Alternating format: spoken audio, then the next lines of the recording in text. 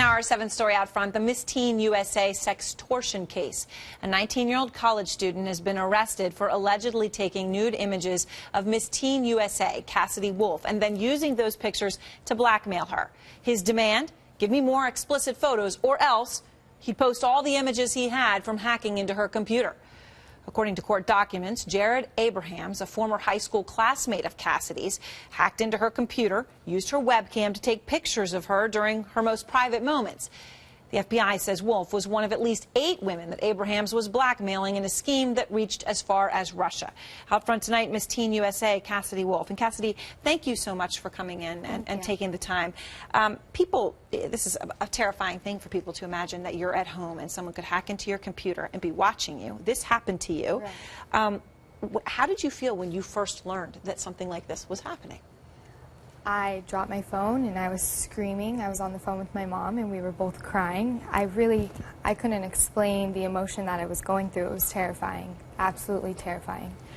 And you received an email, right, that included naked pictures of yourself. Right. So just out of the blue, you get this email. Right. Well, my Facebook had given me a notification that somebody had logged into my Facebook from Utah, and then I started to notice that my other social sites had kind of been acting a little strange, so I knew that something was going on. So when I received this email and I saw, you know, the first 3 lines, I scrolled through it really quickly on my iPhone, and I just scrolled to the bottom and saw the 2 photos.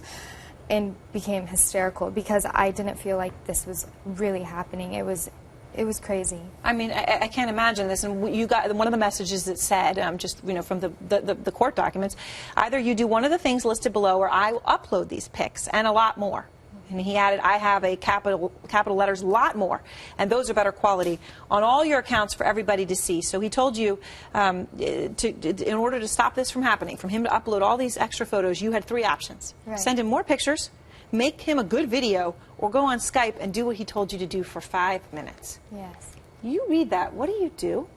I don't even remember the moment. It was honestly like the biggest blur, and I was crying hysterically. I could not believe that this was really happening to me. It did not feel real. And when I was on the phone with my mom, we were trying to figure out what to do, and our only, reasonable thought was to contact the authorities. Right, which of course you did. Yes. And how did you then find out it was someone who knew you? And I know obviously your high school was big. It wasn't as if you knew him personally, but you'd passed him in the hall. How did you figure out that this was someone that you knew?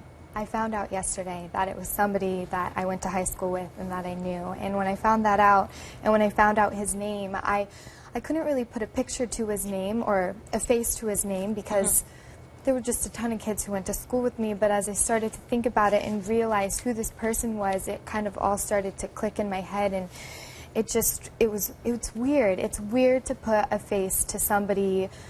In my head, I had created this monster, somebody who was attacking me, and now putting a face to it, a kid that I went to school with, it's kind of a mixed emotion for me. And let me ask you something about this. It's, it's tough, right? His attorney told one of our affiliates that Jared Abrahams is autistic and that his family feels profound regret and remorse for what he did to you and these other women.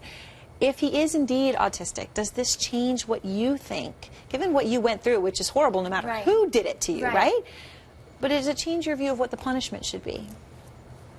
It doesn't necessarily change my view of what the punishment should be, because that is up to the judge and that is up to our court system. But I am kind of fighting a battle between my heart and my head, because in my head I'm thinking, this person did this to me, and not only me, he did it to, 7 other girls. And in my heart I'm thinking, why? Why did he do this? What is honestly troubling him? He obviously has an internal conflict, and I just want to know why. So it's a conflict between my heart and my head.